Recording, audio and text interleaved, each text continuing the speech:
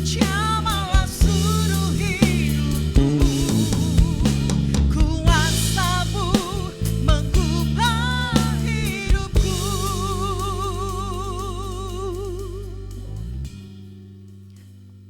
Terima kasih Roh Kudus, Kau hadir di sini pada pagi menjelang siang hari ini. Kau mengawasi kami, Kau melindungi kami, dan Kau mencengkeram kami dengan kuasa-Mu. Hingga tidak ada satupun yang mengkhawatirkan kami, membuat kami lemah, putus asa, bahkan hilang pengharapan. Kami begitu tahu bahwa Engkau terlalu besar di atas semuanya itu, ya Roh Kudus. Silakan jamah kami, lawat kami, penuhi kami dengan kuasa-Mu, dengan hadirat-Mu. Kami yang lelah dan putus asa pada saat ini, kami minta Kau kuasai kami dengan Roh-Mu yang kudus. Hingga kami dikuduskan, disempurnakan, diberi kelimpahan, diberi pemulihan, diberi kesembuhan di dalam nama Tuhan Yesus.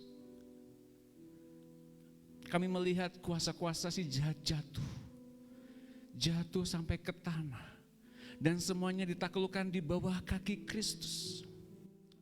Semuanya ada dalam kuasa-Mu ya Roh Kudus. Yang lemah dikuatkan, yang putus asa diberikan kelegaan. Sepanjang firman ini diberitakan, mari Roh Kudus urapi kami, lawat kami, basuh kami dengan air yang hidup. Hingga firman itu tertanam, berakar kuat, dan berbuah lebat. Dan kami yang pertama-tama menikmati buah lebat itu, kami dipuaskan. Kami dalam pawai kemenangan bersama-sama dengan Tuhan Yesus sampai kekekalan. Dari kekekalan sampai selama-lamanya. Sekarang kami minta Roh Kudus, berkata-katalah di hati kami masing-masing. Di dalam nama Tuhan Yesus kami bersyukur dan kami telah berdoa. Semua yang percaya katakan amin, dan tepuk tangan yang meriah buat Tuhan. Oke, silakan duduk Bapak Ibu sekalian, teman-teman. Shalom. Wow, masih ada 2.000 orang yang terdengar, pada ada di sini ada 5.000 orang. Shalom. Luar biasa. Tepuk tangan buat Tuhan kita. Puji Tuhan ya, kita dapat onsite kembali, sekaligus juga bertemu dengan seluruh teman-teman yang ada di seluruh Indonesia lewat online. Ya, teman-teman Bapak Ibu sekalian, izinkan saya membagikan firman pada pagi menjelang siang hari ini yang diberi judul Misi Roh Kudus di Tengah. Namun sebelum saya lebih jauh, saya mau mengingatkan kembali buat Bapak Ibu sekalian serta teman-teman yang ada di sini dan juga yang ada di online, bahwa di minggu yang lalu kita telah membahas seperti ini, bahwa kita telah ditebus secara hukum sejak kita menerima Tuhan Yesus sebagai Tuhan dan Juru Selamat. Lalu yang kedua, bahwa ternyata ketika kita telah ditebus secara hukum, namun secara fakta kita masih perlu dikuduskan terus-menerus oleh Roh Kudus. Firman yang disampaikan oleh Pak Heri minggu kemarin memberkati saya pribadi, maka saya sangat perlu untuk kemudian menampilkan kembali ringkasan khotbah minggu yang lalu untuk kita mengingatkan kembali. Di minggu hari ini kita akan terus bertumbuh, berakar kuat di dalam kekudusannya Roh Kudus. Dan yang ketiga, bahwa Roh Kudus menjaga kita tetap kudus. Jadi Bapak Ibu sekalian, teman-teman, bahwa ketika kita sebagai orang Kristen menerima Tuhan Yesus sebagai Tuhan dan Juru Selamat, bahwa Tuhan Yesus telah memberikan kepada kita tempat bersama-sama dengan Dia di sorga. Dan di situ Ia memberikan kepada kita berkat-berkat rohani dan status bahwa kita milik Dia. Namun di bumi kita perlu menjaga keselamatan itu sendiri. Bahwa ternyata kita telah ditebus secara hukum, ya, tapi faktanya kita perlu mempertahankan keselamatan itu hingga akhirnya. Dan inilah yang menjadi pokok utama yang akan kita bahas pada pagi menjelang siang hari ini, bahwa Roh Kudus menjaga kita tetap mengalami kekudusan Allah. Baik, ini minggu yang lampau. Nah, mari kita bahas apa yang telah Tuhan siapkan pada khotbah pada hari ini. Dalam Amos 8 ayat 11, bahwa akan ada tiba di mana saat-saat terakhir, bahwa orang akan mencari kebenaran firman Tuhan. Bahkan saking mencari kebenaran firman Tuhan, mereka akan mencarinya ke sana kemari dan begitu laparnya akan firman Tuhan dan tidak akan nubuatan, dan akan terjadi pada hari-hari itu.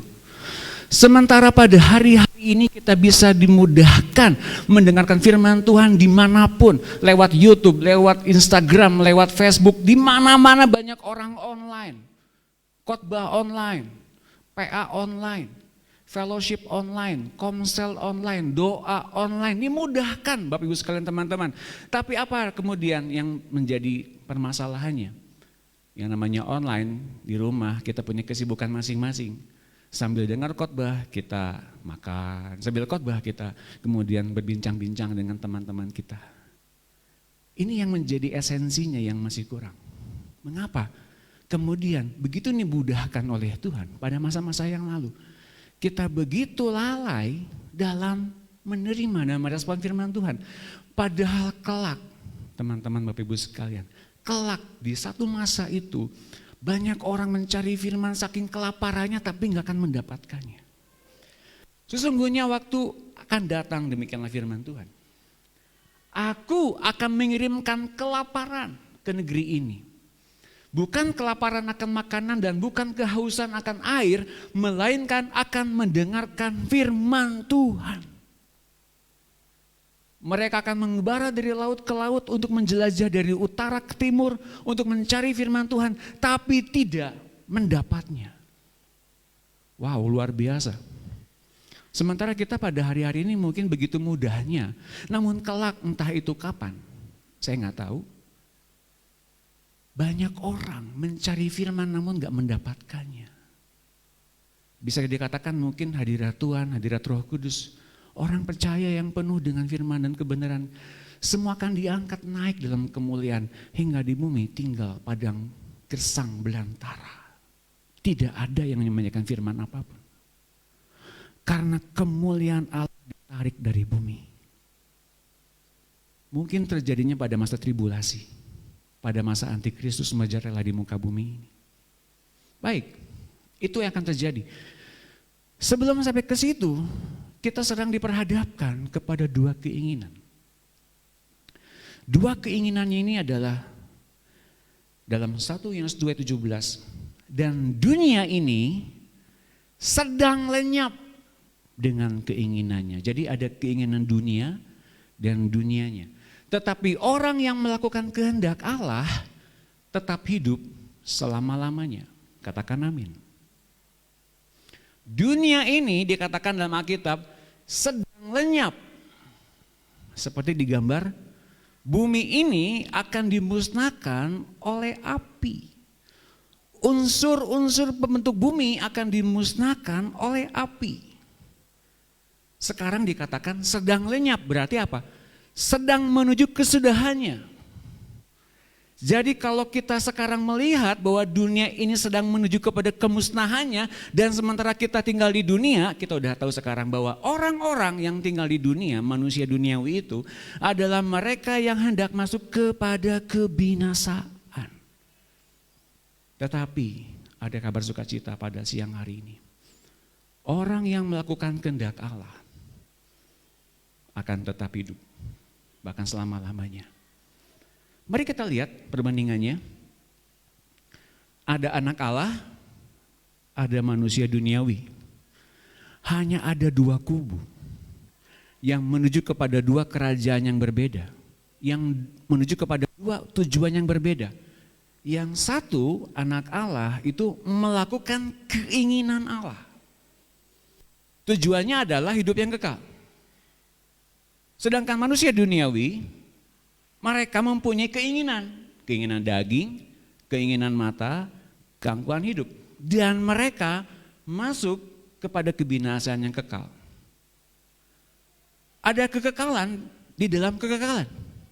Hidup yang kekal dan kebinasaan yang kekal. Kita mesti pahami ini. Dan itu terjadi pada hari ini ditentukan oleh jenis keinginan apa yang ada dalam diri kita. Kalau kita mengikuti keinginan Allah, kita akan mengalami hidup yang kekal. Bila kita ngalamin keinginan yang berasal dari dunia, kita sedang lenyap dan akhirnya binasa. Hanya ada dua kubu di sini. Tidak ada wilayah abu-abu. Kerinduan kita dan bahkan kerinduan orang segala zaman, dari masa ke masa, dari generasi ke generasi, bahwa ternyata dalam Yeremia 29 ayat 12, dan apabila kamu berseru dan datang untuk berdoa kepadaku, maka aku akan mendengarkan kamu. Apabila kamu mencari aku, kamu akan menemukan aku. Apabila kamu menanyakan aku dengan segenap hati, aku akan memberi kamu menemukan aku. Demikianlah firman Tuhan. Dan aku akan memulihkan keadaanmu. Ketika kita hendak melakukan kehendak Allah, yang terjadi adalah apa sih yang Allah mau? Apa sih yang Tuhan mau? Bagaimana saya menyenangkan Tuhan?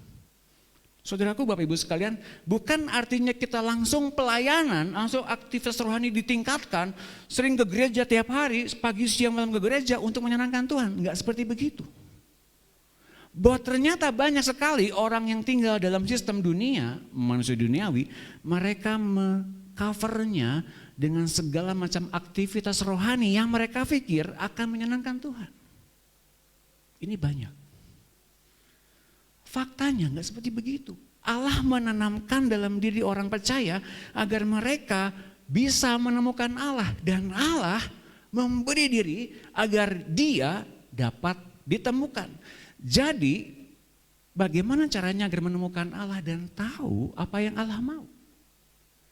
Kita bisa mengerti bahwa ketika seseorang menanyakan Tuhan dengan segenap hati, maka mereka bisa menemukan Allah.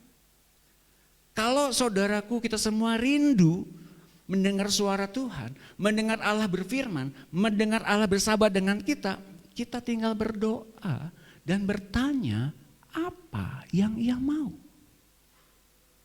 Dan Dia tidak menyembunyikan diri, tidak. Dia bahkan membiarkan dirinya ditemukan oleh kita. Dan Dia akan memulihkan keadaan kita. Barangkali pada saat ini kita sedang dalam keadaan jaya-jayanya. Tapi banyak orang di luar sana yang kemudian banyak yang berguguran imannya karena begitu banyak halangan-halangan dari masa pandemi 2 tahun yang lalu.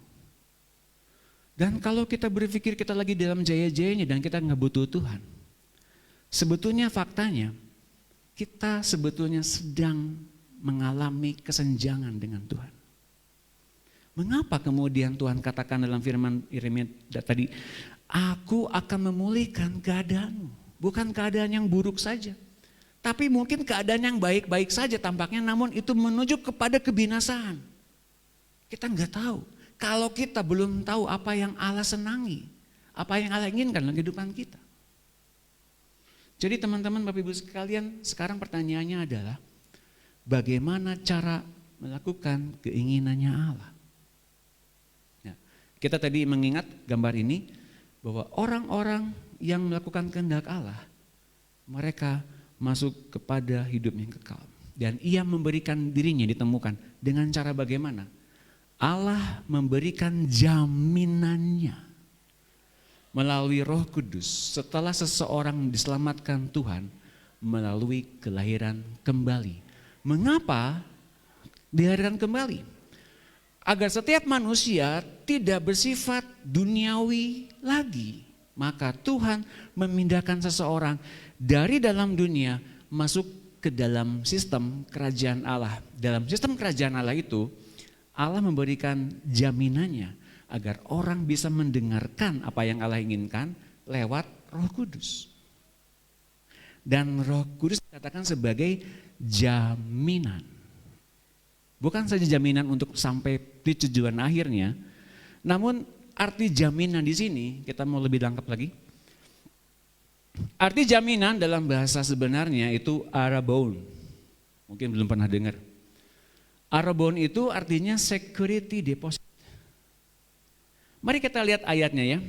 Roma 8 ayat 11. Dan jika roh Dia yang telah membangkitkan Yesus dari antara orang mati diam di dalam kamu, roh Allah Bapa sendiri ya, maka Ia, Bapa itu sendiri, yang telah membangkitkan Kristus Yesus dari antara orang mati akan menghidupkan juga tubuhmu yang fana itu oleh rohnya yang diam di dalam kamu.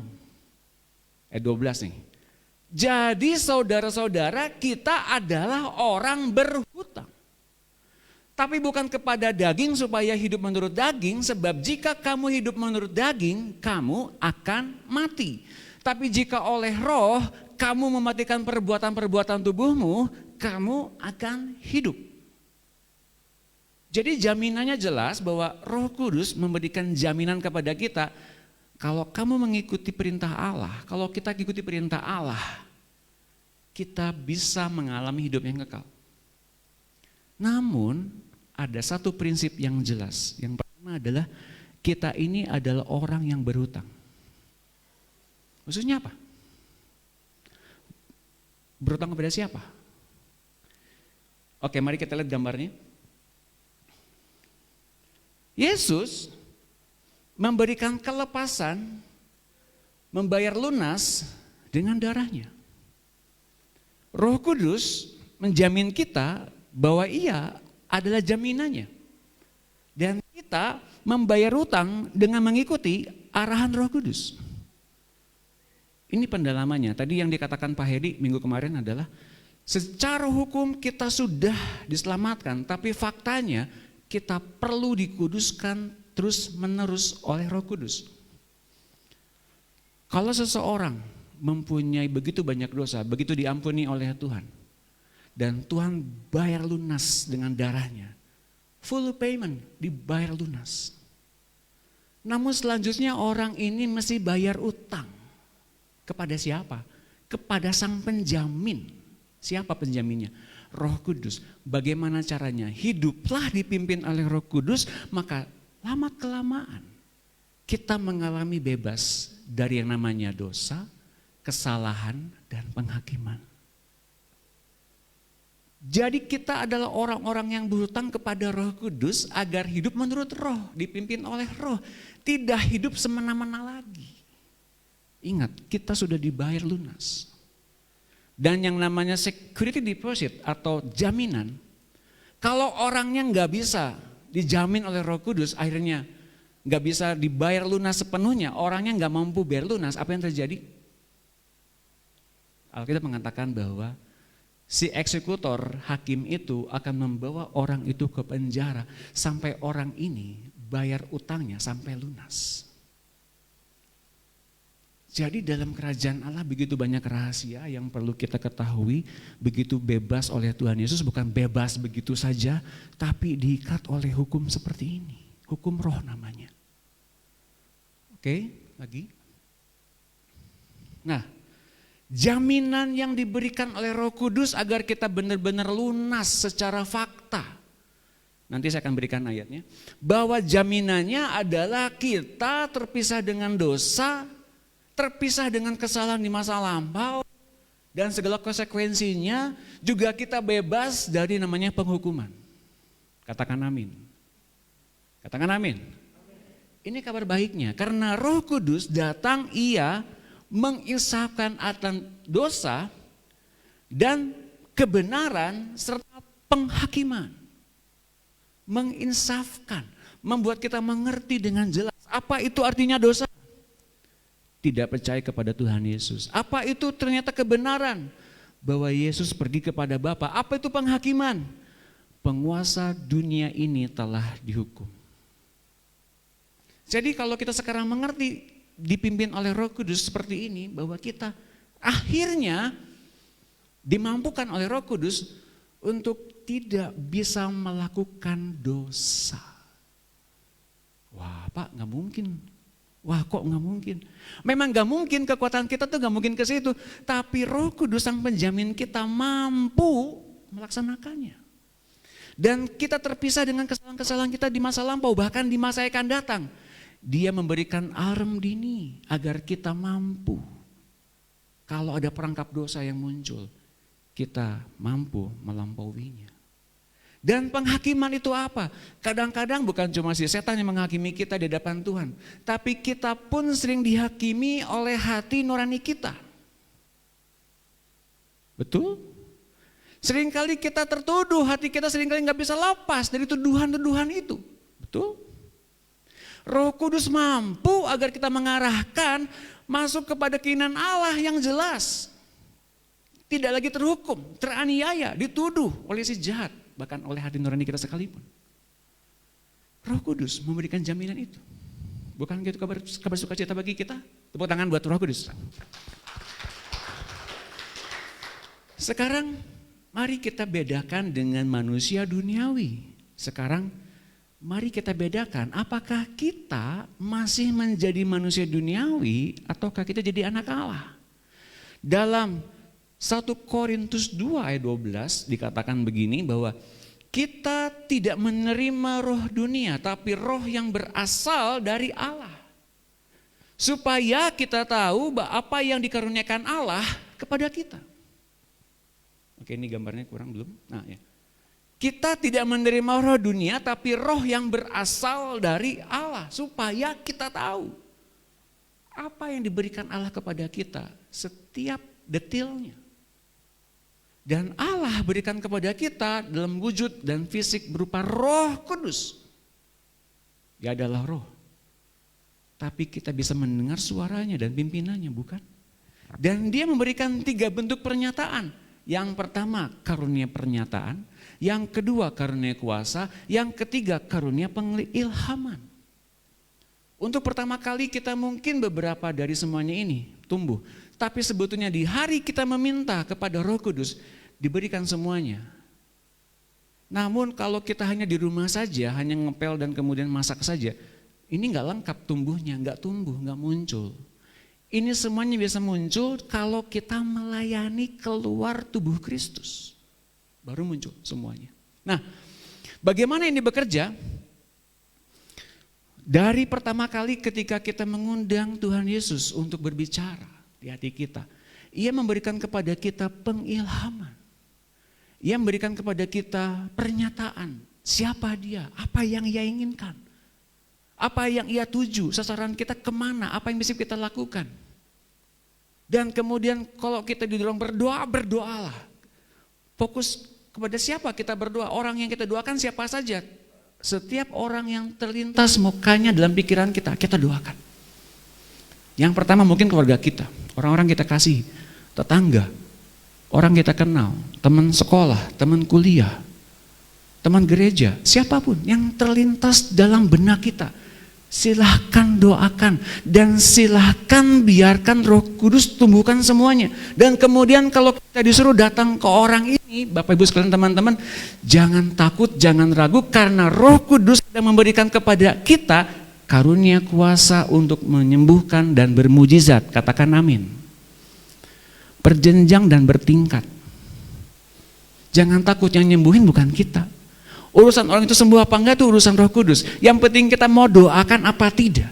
Itu misinya kita bersama-sama dengan Roh Kudus. Jadi teman-teman Bapak Ibu sekalian, judul di awal tadi, apa misi Roh Kudus kepada kita, kepada dunia ini?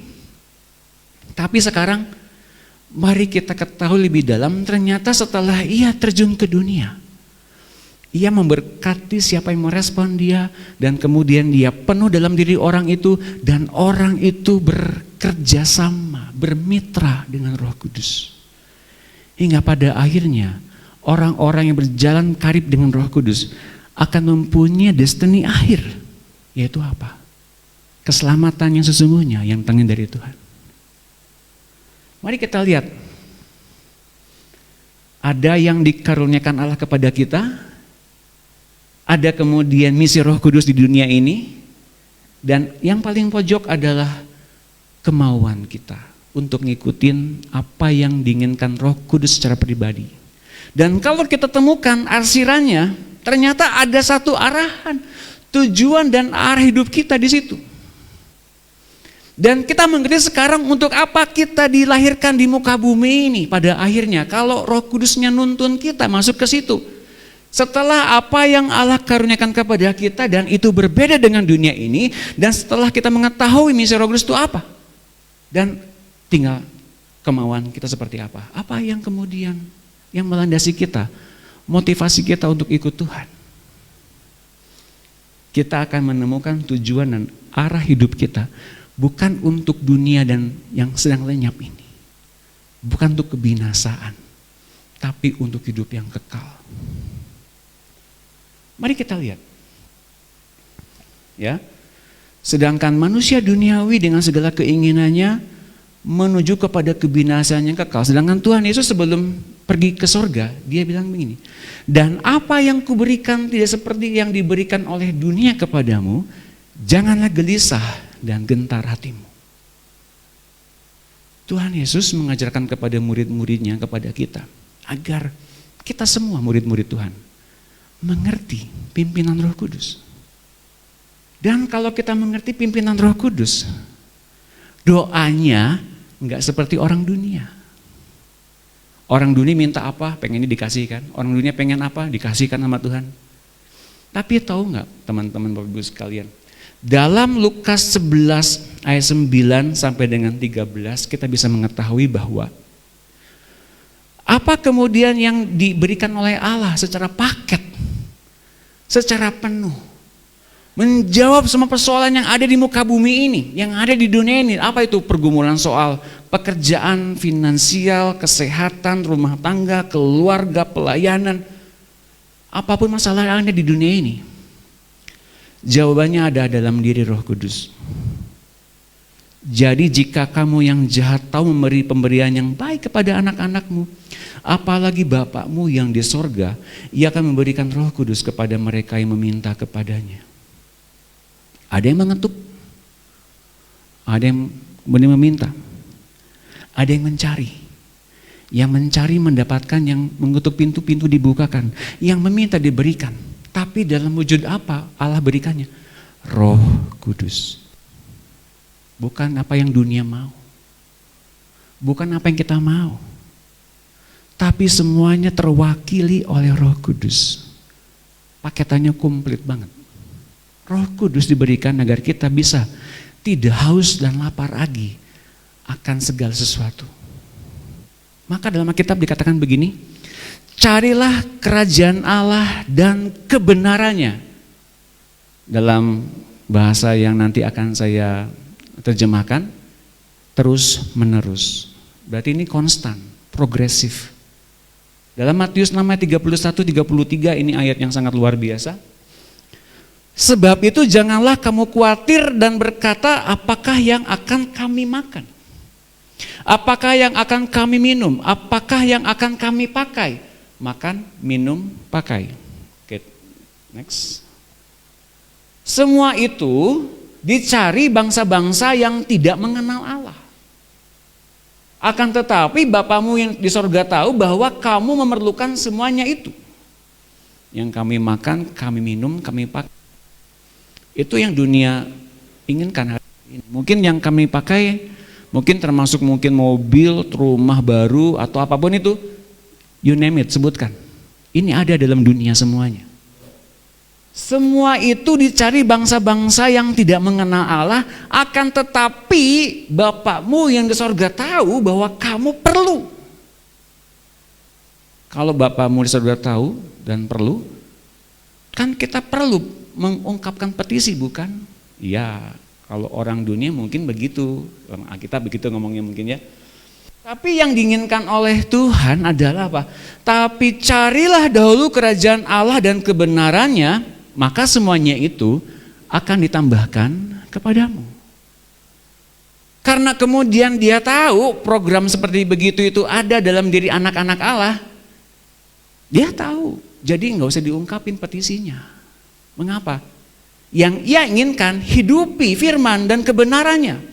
Ketahuilah itu ada dalam setiap kebenaran firman Tuhan. Jadi jangan minta lagi. Bagaimana caranya? Saya temukan terjemahannya dalam satu terjemahan Alkitab, belum? Dalam Alkitab, dalam ayat 33 saya terjemahkan begini. Jadi di atas segalanya, Carilah kerajaan Allah dan kebenarannya terus menerus.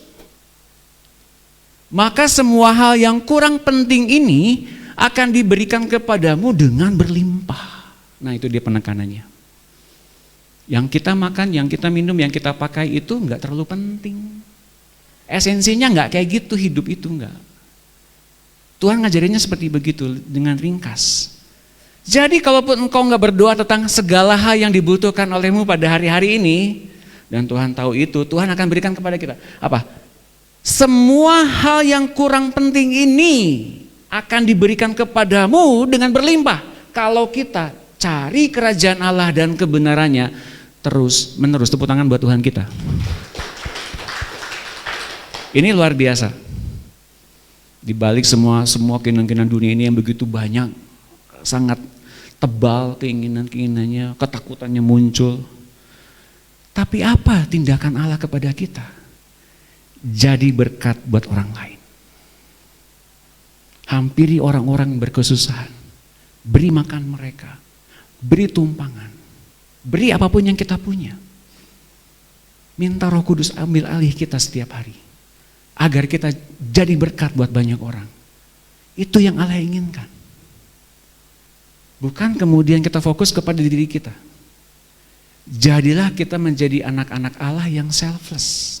Yang bukan yang egosentris lagi. Mari kita lihat ayatnya. Jadi saksi Kristus. Jadi berkat buat banyak orang. Jadi impact yang luar biasa bagi banyak orang.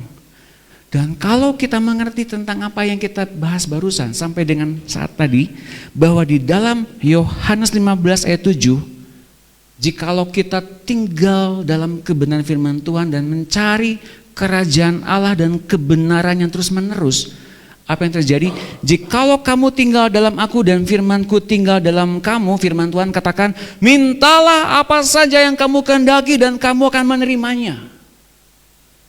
Mengapa bisa begitu? Karena kemudian perbendaharaan hati kita diubahkan. Perbendaharaan pikiran kita diubahkan. Kerajaan Allah dan kebenarannya yang kemudian menciptakan satu doa petisi yang sangat tepat, yang sangat efektif untuk kita berbuah lebat. Dan pasti Allah disenangkan oleh itu. Karena kemudian di dalam ayat 8, dalam hal inilah Bapakku dipermuliakan, yaitu jika kamu berbuah banyak dan dengan demikian kamu adalah murid-murid. Kalau kita kemudian meminta kepada Allah untuk berbuah lebat, oh Allah Bapa disenangkan dengan itu semua. Dan pasti diberikan. Mintalah apa saja yang kamu kehendaki dan kamu akan menerimanya. Itu berdasarkan firman-Nya.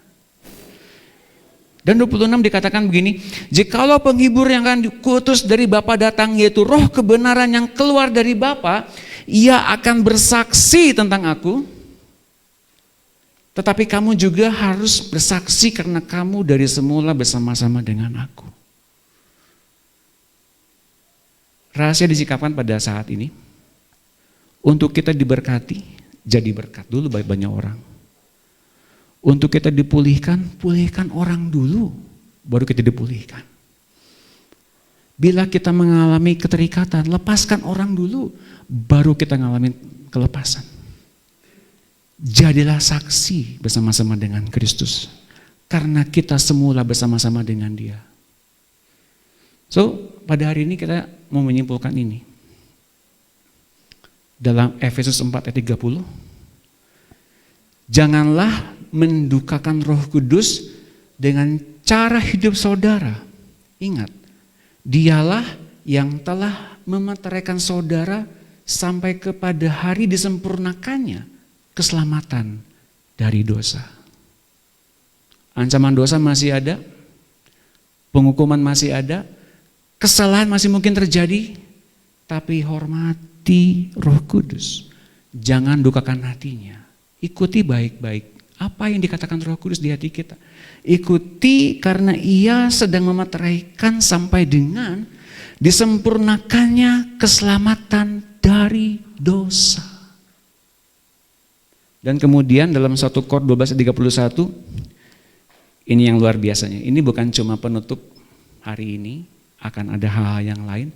Jadi berusahalah untuk memperoleh karunia-karunia yang paling utama, tapi aku menunjukkan kepadamu jalan yang lebih utama lagi. Dari pimpinan Roh Kudus, sebetulnya apa yang sedang ia ajarkan, apa yang sedang ia arahkan, yaitu Roh Kudus memperkenalkan siapa Yesus. Inilah jalan yang lebih utama lagi. Apa yang dikatakan Tuhan Yesus kepada kita. Kalau kita begitu mengasihi perkataan Tuhan Yesus, dia bilang begini, jika engkau mengasihi perkataanku, maka kami, aku dan Bapa akan diam dalam diri orang itu. Menjadikan tubuh kita menjadi tubuh kediaman sorga yang sesungguhnya. Inilah rangkaian penyelamatan yang sedang dikerjakan oleh Roh Kudus kepada diri kita pada hari-hari ini. So mari kita berdiri, kita akan berdoa.